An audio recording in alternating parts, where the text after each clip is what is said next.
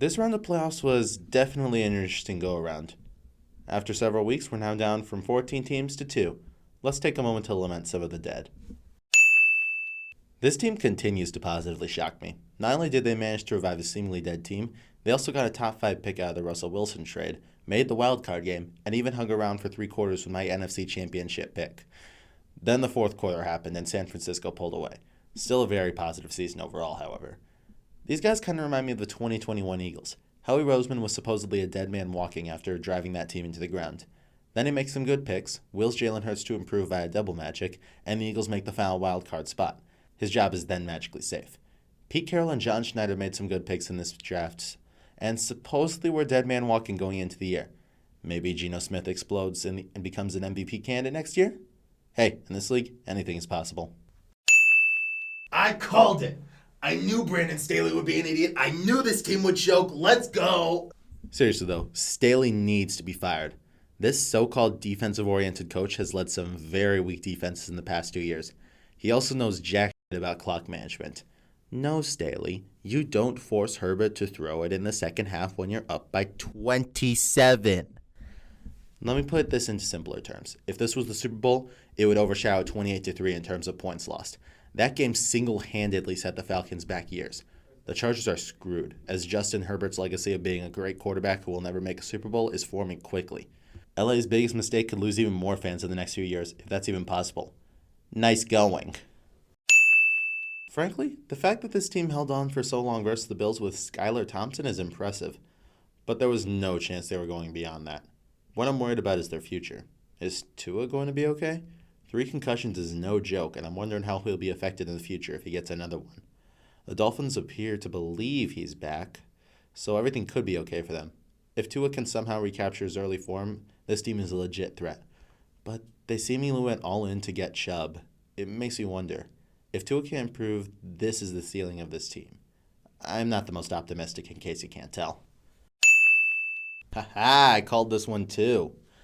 I already went over how the Vikings were frauds, and I even crunched out the numbers for this one. For all their talent offensively, there were some simple facts that can't be ignored. Kirk Cousins is a good quarterback, but he is abysmal with any kind of pressure in his face. Without his right tackle, he struggled. He's a good quarterback, but not a quarterback that can lead his team to the future. With the Lions looking quite resurgent as of late, the Vikings have some soul-searching to do. With the money tied to Kirk, and all the money that will be paid to Justin Jefferson soon, this team could end up locking itself to a core that they can't get anywhere with. Still, they lost the second biggest frauds in the league in the Giants. Jeez, how inflated was this record? All in all, this ranks in at about a 6 on the Minnesota pain scale. Not really painful for a team that's already cursed. Breaking news. Team playing with backup quarterback and has horrible offense fails to produce offensively. Shocking, I know. The Ravens, to me, were honestly the most forgettable team in the playoffs. The Chargers had their star power, even if it blew up in their face, and the Dolphins were at least memorable for not belonging there. The Ravens and their poor offense? Greg Roman is gone now, so things could get better, assuming the biggest question is answered. Lamar Jackson has been in a cold war with the Ravens organization since training camp. Franchise tagging him is the most likely option at this point, but how long is he going to hold out for a new deal next year? With how much he's demanding, the Ravens might not have a chance. Once again, I respond to all of this with the same statement as before. Meh. I was 5 for 5 with my predictions until this team came along. I thought Tom Brady having a healthy O-line would help him pull a ton of BS and win. I apparently forgot how important cohesion is to an offensive line. I also apparently forgot how good Dallas's defense was. This game was just a slow death for the Bucs organization, for Tom Brady, and for me. Now Brady is retired again, leaving Kyle Trask in line to start next year, unless the Bucs can get a better quarterback. This team might be in trouble. Their defense is good, but Todd Bowles is a bad head coach. He's a great coordinator, but it's becoming obvious how much Bruce Arians meant to this team during their last 2 playoff runs. Some men just aren't meant to be head coaches. Well, at least you got a Super Bowl 2 years ago. I mean, I'll always hate you from now on for handing me my first L this year, but at least there's that. There was hope in this game. Mahomes got injured partway through and just wasn't himself when he came back. It just wasn't meant to be. This team just had too many weaknesses to compete with the big boys this year. Still, With how awful the AFC South looks going forward, they could easily keep winning it if they continue growing. This team has a lot of room for growth.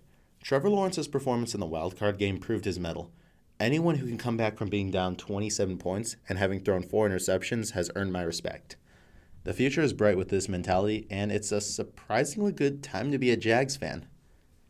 God, that feels so wrong to say. This was bound to happen. The Giants were the 180-pound boxer who was playing against 200-pound guys bigger than him and succeeding somehow. Eventually, the 180 guy runs into a 240 guy who happens to have technique just as good as theirs. It becomes simple physics. More mass means more force, and the 180 guy goes down. Hard. That's what the Eagles did to the Giants.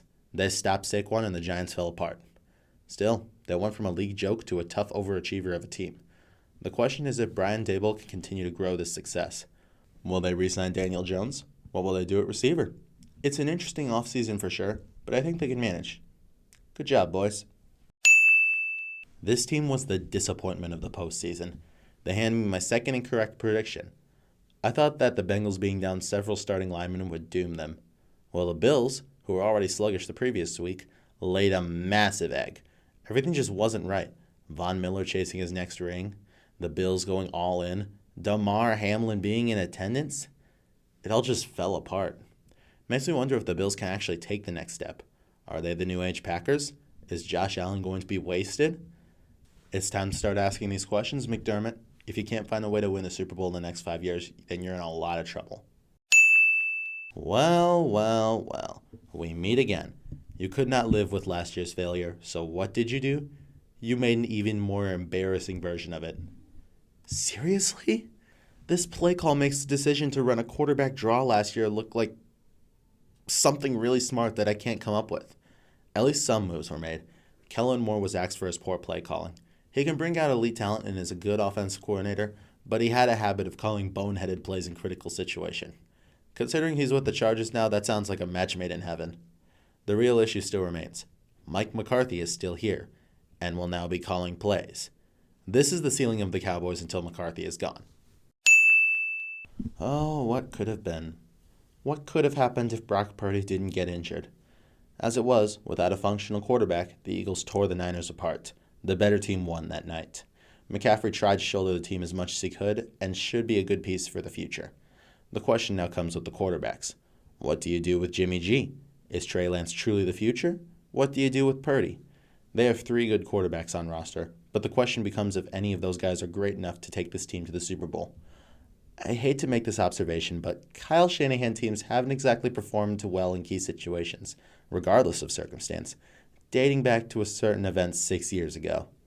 With the Seahawks likely another year or 2 away from contention, the Niners might be running on borrowed time next year. What they do this offseason could have serious implications on their future. This team was my 3rd incorrect pick, and that went wrong for a variety of reasons. After their showing in Buffalo, I thought they would be fine without their starting lineman in KC. Wrong. Joe Burrow was pressured into the night. I thought that their defense would contain an injured Patrick Mahomes.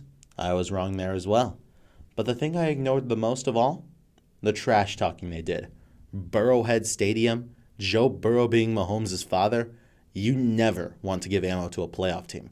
Just look at the Jaguars in the 2017 playoffs versus the Steelers, or the Browns in the 2020 playoffs versus the Steelers.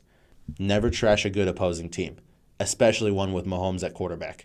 He took that extra motivation and elevated his game accordingly. To be fair to this team, they still look prime for next season. Still, I hope they've learned their lesson when it comes to large-scale trash talking. Oh yeah, maybe they'll realize Zach Taylor is not a good coach at some point, but not all dreams can be realized. As with the Super Bowl, my prediction has remained unchanged. Eagles over Chiefs. I might make another video at some point, but that would likely be much closer to the draft. Thank you all so much for watching all 3 of the videos I've made, and I hope to see you all at a later date.